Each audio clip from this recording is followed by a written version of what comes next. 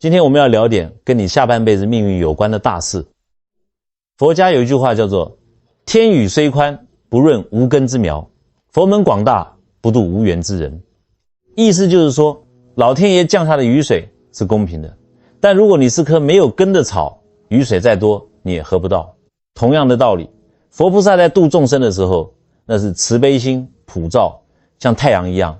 可是众生能不能接收到这份加持，能不能得到这份护佑，完全取决于你自己有没有那个缘分。那么到底什么样的人才算是与神佛有缘的人呢？我先讲一个发生在我诊所里的真实案例，你们听听看，这会不会就是你，或者就发生在你身边人的身上。那天下午，诊所门一开，进来一对夫妻，先生穿得整整齐齐，但眉头锁得能夹死苍蝇，而那个太太呢，我看她第一眼心里就咯噔一下，那个脸色惨白，一点血色都没有，眼神像只受惊的小鹿，手死死抓着包包，指节都发白。先生一坐下来就长叹一口气说，尼斯啊，我是真的没办法了，人家都说你厉害，你快救救我老婆吧。西医说她得了什么躁郁症，开了几种颜色的药，吃了一大堆，结果呢，病情一点没好，那个副作用倒是全都出来了，人反而变得呆头呆脑，反应迟钝，完全没有了以前的灵气。我看着那个太太，语气放缓问她，来，别怕，你告诉我你自己到底哪里不舒服。那个太太怯生生地看了我一眼，压低声音说，尼斯，我不敢讲，讲了人家都说我是神经病，其实我身体没有什么痛，真的不痛，但我就是有个怪毛病。我每次只要路过那个大庙，或者哪怕是在电视上听到人家在念经的声音，甚至只是闻到邻居家里飘出来的一点点檀香味道，我就控制不住自己。他说着说着，那个眼眶瞬间就红了。他接着说，我心里会突然觉得好酸好委屈，那个眼泪哗啦哗啦的往下流，止都止不住。更吓人的是，我会全身起鸡皮疙瘩，一阵阵发冷，从脚底板凉到头顶。我总觉得那个神像在跟我说话，尼斯，我是不是中邪了，还是脑子里长东西了？他先生在旁边急得直拍大腿，插嘴说，对啊，尼斯，你看吓人不吓人？诸位，你们猜我什么反应？我听完后看着那个太太，直接说了一句重话，你现在回去把那个西药统统给我扔进垃圾桶。为什么？因为你根本没病，你这个叫贵气，是老天爷赏饭吃，你把它当病治，吃那些抑制神经的药，那是把你的灵觉给毒死了，当越治越坏。西医是在用毒药攻打你的天赋，你身体能舒服吗？各位，你们要记清楚，这世界上有一种人，他的身体构造跟一般人不一样。我打个比方给你们听，你们一下就懂了。一般人的身体像个劣质的收音机，天线短，只能收到1-2个台，信号稍微弱点就是杂音。这种人活得粗线条，只关心吃喝拉撒。但是这位太太还有很多有类似感觉的人，你们的身体是一台超大功率的卫星接收器，天地之间那种很细微的磁场变化，不管是神佛的那种氢气，还是大自然山川河流的灵气，甚至是一些所谓的磁场能量，你的身体都能在第一时间捕捉到。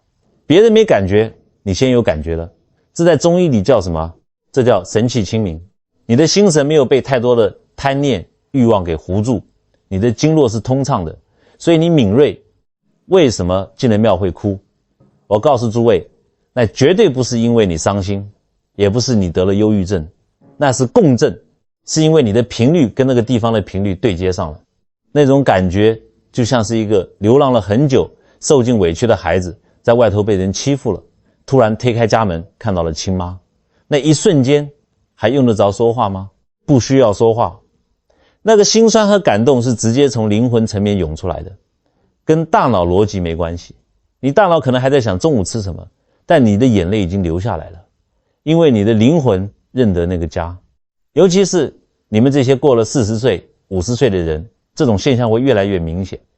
为什么？诸位想一想，年轻的时候你们在拼事业，在养家糊口的心里填满了欲望和焦躁，那个时候你的天线是被杂讯盖住的。可是当你年纪大了，你见惯了世态炎凉，该经历的都经历了，父母可能也老了走了，孩子也大了，你的心开始沉淀了，世俗的欲望开始淡了。当你的欲望变少，你的神就开始归位了。神一归位，那个天线就自然而然竖起来了。所以，如果你也有过这种进庙想哭，闻到香火味就心定，或者莫名其妙起鸡皮疙瘩的经历，请你记住尼斯今天讲的话，不要害怕，千万不要觉得自己不正常，那是你的身体在提醒你，你是一个有缘人，你身上带着特殊的使命。大家可能会问，尼斯，道理我懂了，但为什么我会有那些奇奇怪怪的生理反应呢？来，我结合中医医理，把这3种最常见的现象给你们拆解开来，你对照一下，这就叫身体是诚实的。第一，为什么会起鸡皮疙瘩，甚至头晕？很多人像这位太太一样，一进大殿或者一听钟声，后背汗毛直竖，头晕目眩。别怕，这不是有脏东西。中医讲肺主皮毛，在五行里，肺属精，精是什么？精就是感应器。肺是你身体抵御外邪的第一道防线。当外界出现一个极强的能量场，不管是神佛的慈悲场，还是名山大川的地气，你的肺气第一时间感应到了，它会本能的收缩毛孔，这在生理上是防御，在灵觉上就是自净。至于头晕，那是因为能量从你头顶的百会穴灌下来，电压太大，你身体这个灯泡稍微闪了一下，这说明你接收能力强，但身体底子还不够壮，装不下这么多能量。第二，为什么会莫名流泪？这就是那位太太最困扰的，进了庙明明不伤心，眼泪却止不住。记住，这绝对不是抑郁症。中医讲心主神明，神佛的磁场是一种极高频率的慈悲波长，当你的神跟这个频率接触时，就像2个音叉产生了共振，你的灵魂深处认得这个频率，就像流浪的孩子听到了母亲的呼唤，那种感动是不经过大脑逻辑的，是直接从心底涌出来的，这叫同气相求。这代表你的心还没死，还没被世俗的贪欲完全蒙蔽，这是一颗珍贵的赤子之心。第三，为什么会打嗝排气？这个最尴尬，但最重要。很多人在庙里拼命憋着嗝，觉得不礼貌。我告诉你们，千万不要憋。中医讲胃为室，胃就是个菜市场，容易堆积垃圾。现代人压力大，肚子里全是积攒的浊气、寒气。当你进到一个正能量极强的地方，正气一压下来，你体内的那些阴邪浊气就待不住了，他们必须跑。往上跑是打嗝，往下跑是排气。这哪里是失礼？这根本就是在排毒。这是老天爷在免费帮你做气场 SPA， 帮你把5脏6腑里的坏水挤出来。我以前有个病人叫老陈，是做房地产开发的，这种人你们知道的，那个圈子复杂得很，天天在商场上尔虞我诈，满肚子都是算计，压力大得不得了。他以前根本不信这套，觉得我是老古董，觉得命理风水都是迷信。有一年他生意出了大纰漏，资金链断了，整个人焦虑得睡不着觉，头发大把地掉，吃了半年的安眠药都没用。后来实在没办法，被朋友拉着去了一趟西藏。他回来后跑来诊所找我，一进门就瞪大眼睛跟我说，尼斯真见了鬼了。我说怎么了？他说我一进那个大昭寺，还没等我跪下呢，我就开始打嗝，不是那种吃饱了的嗝，是那种很深的从肚子底翻上来的气，嗝嗝根本停不下来，打得我肚子都抽筋了，打了整整1个钟头。旁边那个喇嘛还一直对着我笑，我当时尴尬的想找个地缝钻进去。我问他，然后呢？他一拍大腿，神奇就在这儿。出了寺庙以后，我感觉胸口压了10年的那块大石头，啪的一声不见了。那天晚上我在宾馆，什么药都没吃，倒头就睡，睡得像头死猪一样。10年来第一次睡得这么香。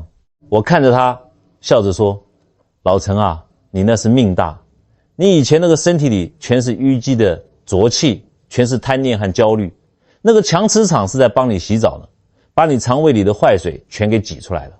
你那个打嗝就是老天爷在救你的命，如果你把它憋回去，那些浊气攻心，你早就心梗了。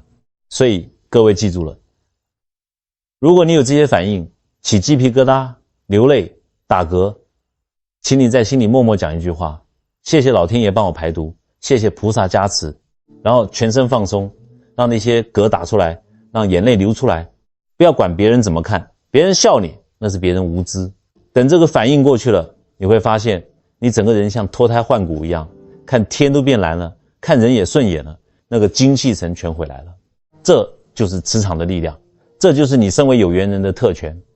好了，讲完了身体的内部反应，大家现在一定很好奇，尼斯这种灵觉是不是每个人都有，还是老天爷偏心专门选了一些人？我告诉你们，老天爷确实会盖章做记号。你想知道自己是不是那种天生灵觉高跟神佛有缘的天选之人吗？现在我们要开始看面相了。我们不讲那些玄之又玄的词，什么龙眉凤眼，那个太复杂。我直接告诉你，你的骨头和气色里藏着什么秘密。如果你是一个天生灵觉很高，注定要跟修行或者玄学打交道的人，你的脸上一定会有几个非常明显的特征，这是老天爷盖的戳，你想藏都藏不住。来摸摸你的脸，我们看第一个特征。第一，看天仓，你的福德仓库满不满？大家把手伸出来，摸哪里呢？摸你的眉毛尾巴后面，还有眼睛旁边这一块区域。在解剖学上这里叫太阳穴，但是在面相学里这个位置太重要了，我们叫它天仓。什么叫仓？仓就是仓库，就是粮仓。古时候看一个人有没有饭吃，是不是富贵命，先看这里。很多算命的江湖术士会吓唬你，哎呀先生，你太阳穴凹陷，你这辈子存不住钱，你是个漏财命，夫妻宫不好，要离异啊。我跟你们讲，这种说法太浅了，只讲对了1/10。这个仓存的可不只是钞票，钞票那种东西太俗气了，生不带来死不带去。天仓真正存的是你的福德，是你前世修来的能量储备。如果你的天仓是非常饱满的，摸上去鼓鼓的，甚至有一点点微微隆起，像那个寿星宫一样，看起来很宽阔，那我一定要恭喜你。这代表什么？这代表你这个灵魂在投胎之前是做了准备的，你是带着满满的干粮和能量包来到人间的。这种人天生对神佛对宗教就有亲切感。为什么？因为他的能量库是满的，他不需要去向外求，他自己内在就很富足。你会发现这种人遇到困难，我不求人，我自己能扛过去，而且往往会有贵人出现。为什么有贵人？因为你的仓库满，贵人闻着味儿就来了，这叫物以类聚。相反，如果这里很凹陷，像被人打了一拳陷下去一样，这种人往往活得很累，操劳命，他的心神容易散乱，定力不够，别人说句什么话，他能想3天3夜睡不着觉。所以如果你这里饱满，你的直觉就是你最大的财富。你做决策的时候，相信你的第一感觉，因为那是你仓库里的智慧在给你发信号。第二，看头型，前额圆润，后枕有势。这一条我教你们一个秘诀，非常准。哪怕你不会看相，你学会这一招，看人也能准个7、8分。你们去观察一下那些真正的高僧大德，或者是那些在学术上有大成就的宗师，甚至是我们中医界的老前辈，你们看看他们的头，很少有那种头顶尖尖像个锥子一样的，也很少有那种前额扁扁塌塌的。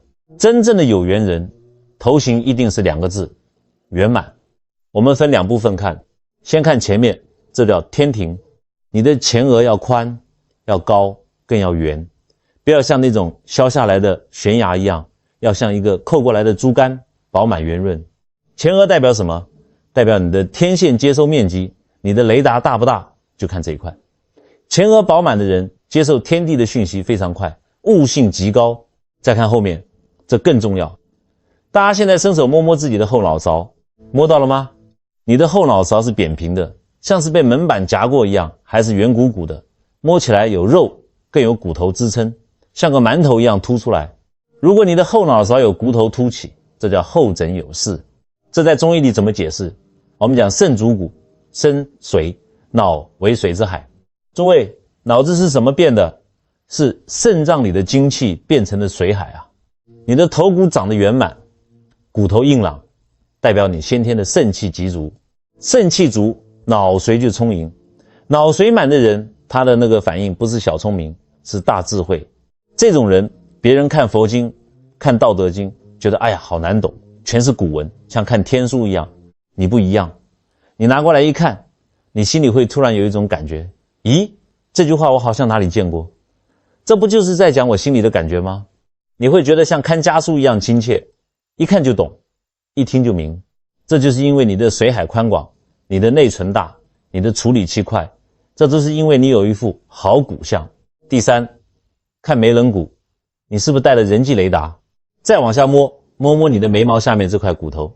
有的女孩子不喜欢这里高，觉得这里高了显得凶，显得男人婆，于是跑去整容，去磨骨。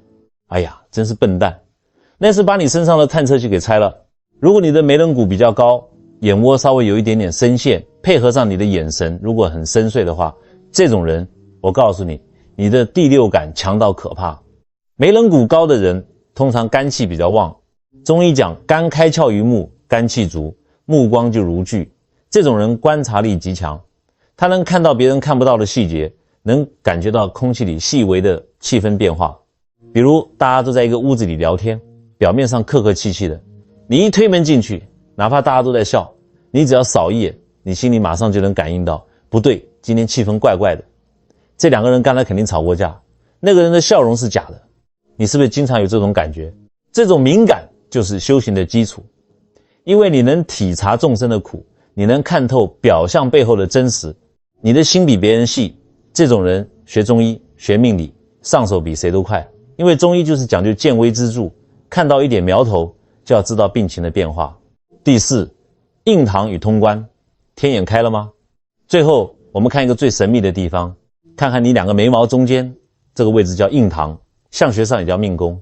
大家都知道印堂发黑不好，那是倒霉。那什么样的印堂是通灵的呢？如果你这里天生就有一颗痣，注意是红色的朱砂痣或者是圆润的黑痣，不是那种奇形怪状的烂痣，或者是有一条隐隐约约的竖纹。注意听，我说的竖纹不是那种你整天愁眉苦脸挤出来的悬针纹，悬针纹是主刑克的，是心情不好造成的。我说的是那种很自然的，平时不皱眉也能隐约看到的，像是一条通道一样的纹路，这就是我们说的通关了。在道家修炼里，这对应着松果体的位置，也就是传说中的第三只眼。这种人的印堂往往会发亮，哪怕他不化妆，那里也像涂了一层油一样，光可见人。这代表你的松果体比常人要活跃。我以前遇到过一个非常典型的案例，有个妈妈叫林妈妈，带个小孩来找我，那孩子才15岁，长得斯斯文文的。林妈妈很着急，说：倪医师，你帮我看看这孩子，他在学校不爱说话，老师提问他反应也慢半拍，成绩也就中等。老师暗示我带去测智商，说这孩子是不是有点呆滞。我把那孩子拉过来，让他坐在我面前，我一看，嚯，好家伙，这孩子前额饱满，如覆肝，后枕骨圆润有力，特别是那个印堂宽阔的不得了，隐隐有一道灵光。我当时就转头对那个林妈妈说：你儿子是个天才，你竟然当他是白痴。林妈妈吓傻了，天才，可是他考数学都不及格啊。我说他这不是反应慢，他是肾气太足了，他的神太静了，他在思考很深的问题，他在跟天地对话呢。他看那个黑板上的数字觉得太简单太无聊了，他不屑于去反应。你非要逼他去背那些死书，去跟人家抢名次，你这是在毁了他的贵气。我跟那个孩子聊了几句，发现这孩子对古文对音乐有着惊人的天赋，他随口说出来的对人生的看法比那个林妈妈都要深刻。后来这孩子在我的建议下去学了古琴，顺便跟着家里长辈看中医书，现在他已经是大学里很有名气的文化学者了。所以各位老哥老姐，如果你们家里的小孩或者你自己有这种面相特征，看起来有点呆，不爱社交，但是眼神很深邃，印堂很亮，千万别觉得自己跟社会格格不入，那是你身上带的贵气，你是来这个世界修行感悟的，不是来当赚钱机器的，也不是来跟人勾心斗角的。面相看完了，我们得往更细的地方走，那就是你的手相。在中医里，手是什么？手是四肢的末梢，是阳气最容易到达也最容易流失的地方。你可以把它想象成你身体这棵大树最外面的枝叶，树根好不好，看叶子就知道，五脏六腑灵不灵，看手掌纹路清清楚楚。接下来请大家把手伸出来，这回我们不分男左女右，两只手都要看。为什么？因为左手代表先天，是你前世带来的，老天给你的底牌，右手代表后天，是你这辈子修来的，你自己打出来的牌。如果你在手心里发现了以下这3个特征，那你这辈子注定跟玄学、跟佛道有解不开的缘分，你也别想跑，跑也跑不掉。第一，神秘十字纹连通天地的紧急开关，大家把手掌摊平，仔细找找，在你的手掌正中央，也就是最上面那条感情线和中间那条智慧线之间，这一块区域在手相学里叫方庭，也就是你的明堂。本来这块地方应该是宽敞平坦的，但是如果你在这里发现了一个小小的像十字架或者像字母 X 一样的纹路，而且很清晰，这就叫神秘十字纹。这个纹路在相学里地位非常高。为什么？我们用中医的道理来讲，感情线代表什么？代表你的心火，你的情绪。智慧线代表什么？代表你的脑力，你的逻辑，你的肾水。这两条线之间本来是有距离的，代表理性和感性是分开的。但如果你这里有个十字把它们连起来了，这代表什么？这代表你的直觉和逻辑是瞬间打通的，你的心和脑是连线的。有这种纹路的人，你的直觉准得吓人。你平时买个菜，选个路，可能只是随心一指，结果就是最好的选择。你不需要去分析数据，你只要跟着感觉走。更神的是，这种人往往能逢凶化吉。我认识一个老华侨，70多岁了，住在美国洛杉矶。有一次他开车在高速公路上开得好好的，时速120，突然之间他感觉到手心一阵发烫，就是那个神秘十字纹的地方像针刺一样跳得厉害，心慌得不得了。他是个老江湖，也是个懂点命理的人，他当下什么都没想，鬼使神差的踩了一脚刹车，猛地往旁边的应急车道靠了一下。就在他变道哪怕不到3秒钟，前面的那辆大货车突然爆胎，整个车身横甩过来，把刚才他那个车道封得死死的。如果他不减速不让道，那个车头直接就撞进货车肚子里去了，当场就得没命。事后他来找我，一身冷汗，他说：尼斯，是谁救了我？我说：是你自己救了你自己。那个十字纹就是老天给你装的紧急刹车系统，它像是一个高灵敏度的感应器。当你的逻辑大脑还在判断路况的时候，你的元神已经感知到了危险，直接接管了你的手脚。所以有这个纹路的你们一定要相信你的第一直觉。当你心里觉得不对劲的时候，那就是真的不对劲，千万不要硬撑。第二，智慧线下垂到月丘，穿梭阴阳的潜水艇。再来看中间那条智慧线，大部分人的智慧线是平直的，横着走。这代表什么？代表务实、理性、逻辑强。这种人适合做工程师，适合做会计，适合做生意。1是1，2是2。但是有一种人，他的智慧线很长，而且他是走弧线的，他一路斜斜的往下弯，弯到了手掌边缘那个肉厚厚的地方。那个地方在手相里叫月丘，也叫太阴丘。在五行里，月丘主水，主阴，主潜意识，主梦境，主艺术。如果你的智慧线长到了那里，说明你是个天生的通灵体质。你的思维不是直线的，是曲线的。你的大脑不是在陆地上跑的坦克，而是能在深海里游的潜水艇。别人看山是山，你看山能看到山神；别人听雨是雨，你听雨能听到天地的叹息。这种人搞艺术、学中医、修佛法，那是事半功倍，因为你很容易进入那个静的状态，很容易跟那个看不见的世界沟通。但我得提醒你，我要给你泼盆冷水。这种手相的人最容易犯一个毛病，思虑过重，容易忧郁。因为你想得太深了，你的神散得太快，你就像那个林黛玉一样，看花落泪，对月伤心。所以如果你是这种手相，你一定要多睡觉，一定要养好你的肝血，因为肝藏魂，血足了魂才能安，不然你到了更年期很容易神经衰弱，整天疑神疑鬼，那就从通灵变成神经质了。记住了吗？第三，大拇指上的孔子眼，智慧的天眼。最后看看你的大拇指，看大拇指的第一节，就是连着指甲盖的那一节的关节处，仔细看那个纹路，是不是两条弧线对着，形成了一个像眼睛一样的形状，像个橄榄核，两头尖尖，中间圆圆。这个纹路名字很响亮，儒家叫它孔子眼，佛家叫它佛眼。老一辈人看到小孩子有这个，会高兴得不得了，说：哎呀，这孩子聪明，以后能考状元，能当大官。我说这不完全对，这不是普通的聪明，这叫悟性。聪明是你会算算数，会背书。悟性是什么？悟性是你能够透过现象看本质。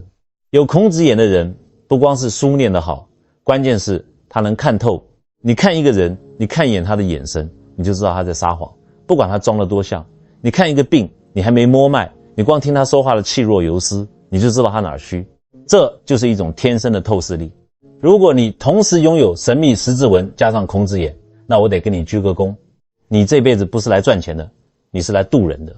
这里我要讲一个很深刻的案例，大家一定要听进去，尤其是那些还在商场上拼命的老板们。大概5年前，有个做国际贸易的大老板，坐着那种好几百万的宾士车来找我。他一进来，那个派头很大，但是我看他的脸，一脸横肉，满面愁容，印堂发黑。他一坐下来就叹气，拍大腿：尼斯啊，我这辈子是不是没财运？我做生意几十年，起起落落，最近又赔了个底朝天，被人坑了几千万，我想死的心都有了。我拜了那么多神，怎么一点用都没有？我叫他把手伸出来，我一看，嚯，好家伙，他的智慧线深藏入月丘，手心正中央一个巨大清晰的十字纹，而且大拇指上还有个隐隐约约的佛眼。这本来是一双修行的手，是一双慈悲的手。我把桌子猛地一拍，吓了他一跳。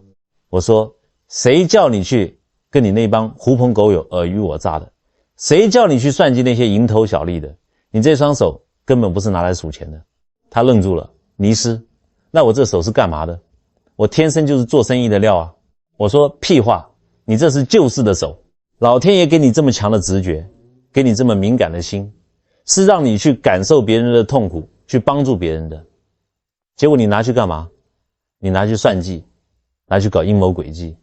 你的磁场早就被那些浊气给弄乱了。你用错了工具，当然要赔钱。这就是德不配位，必有灾殃。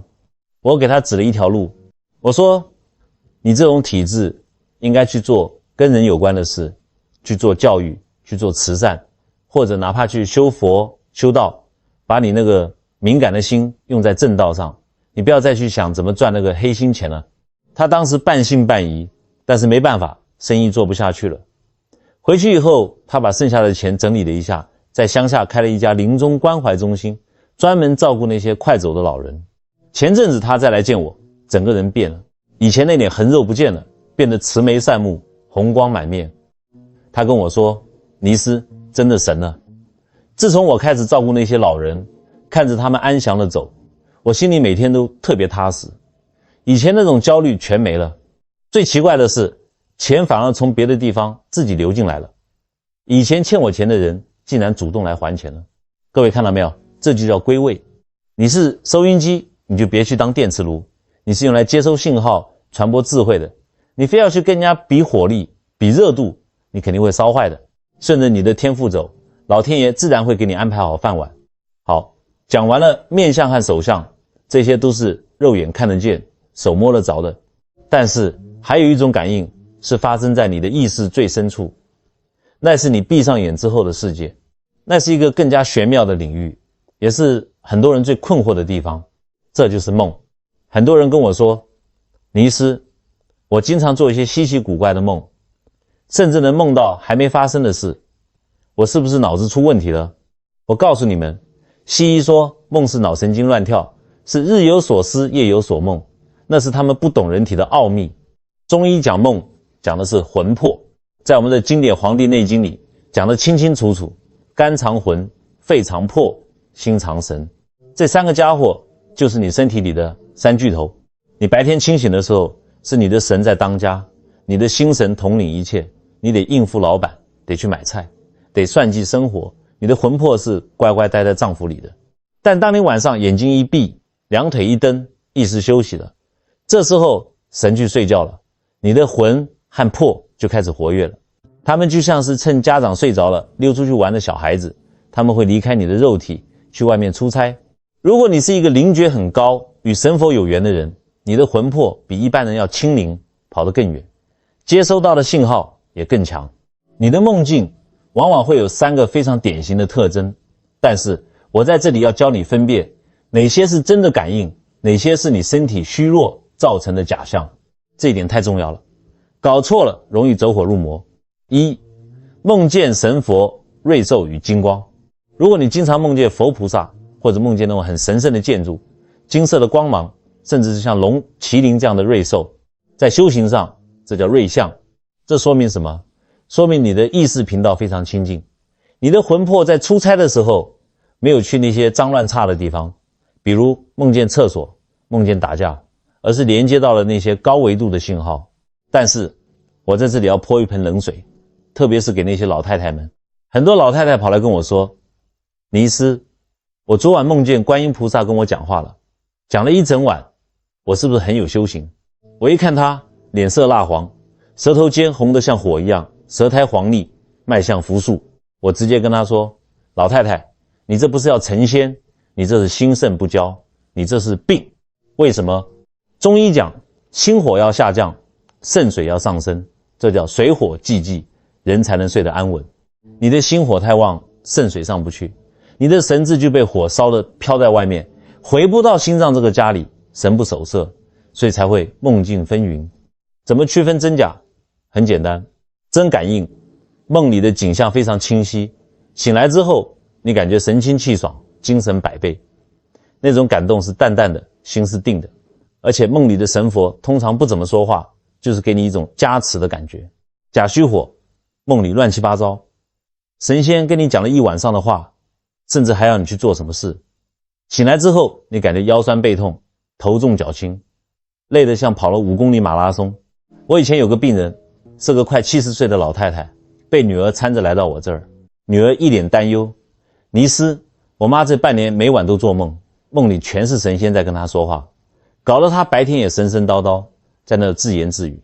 我们带她去看精神科，医生说是幻觉，是精神分裂，开了药她也不肯吃，说那是毒药。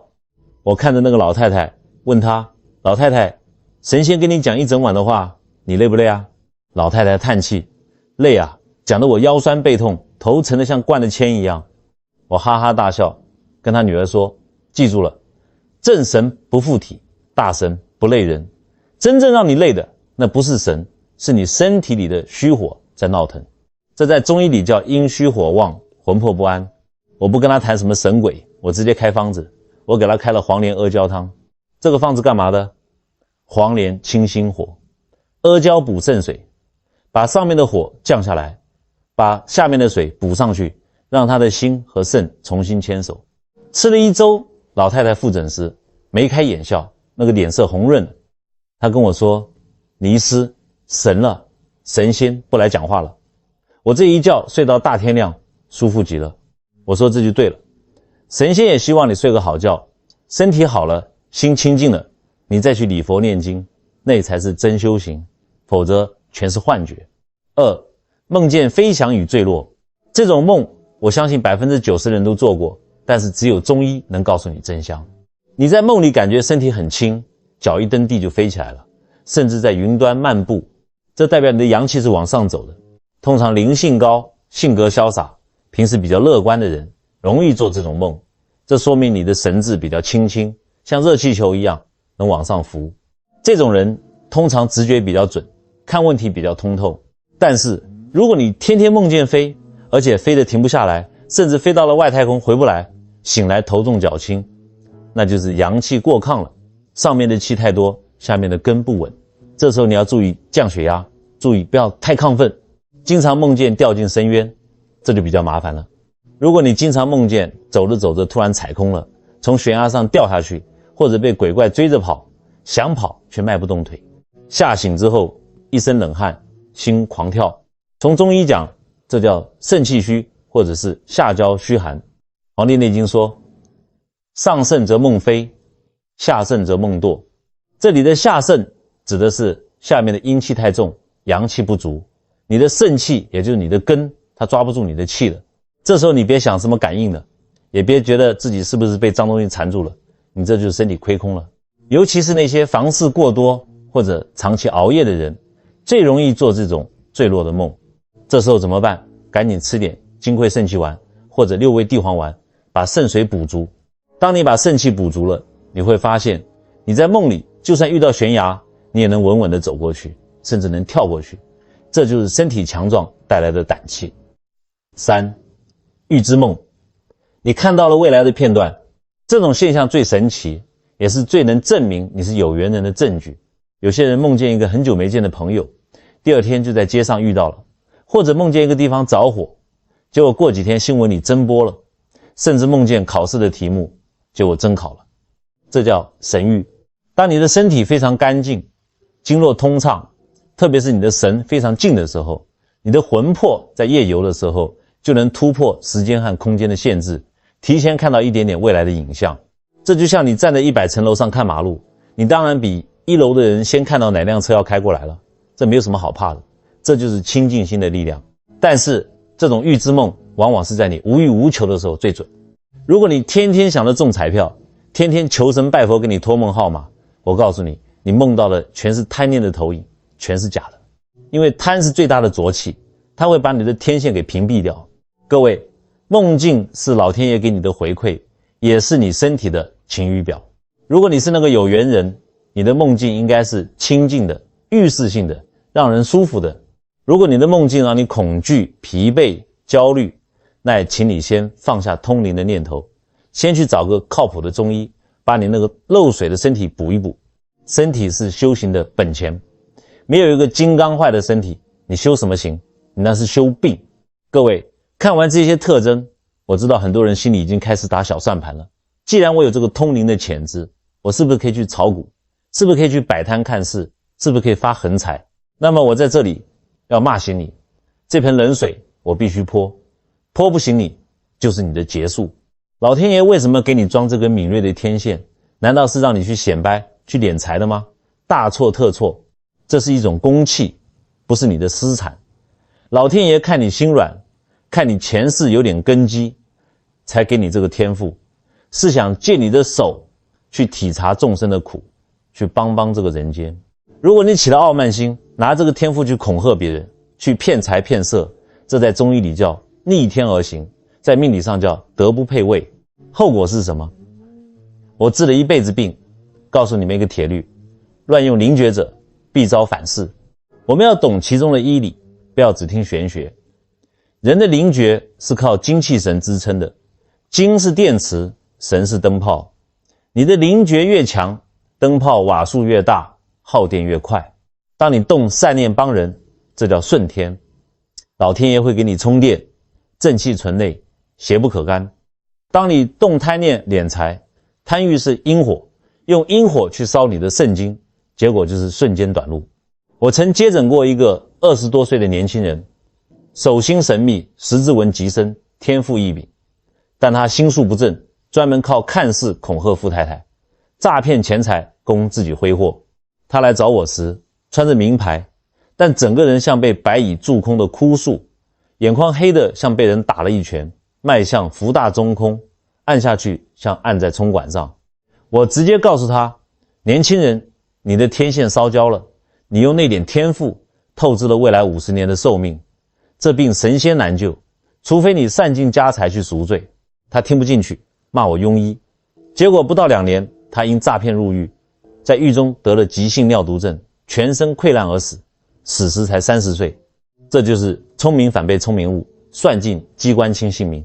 所以各位有缘人，请记住，灵诀是一把双刃剑，它是你的福报，更是巨大的考验。你应该用这种敏锐去观察谁需要帮助，用这种慈悲去抚平别人的痛苦。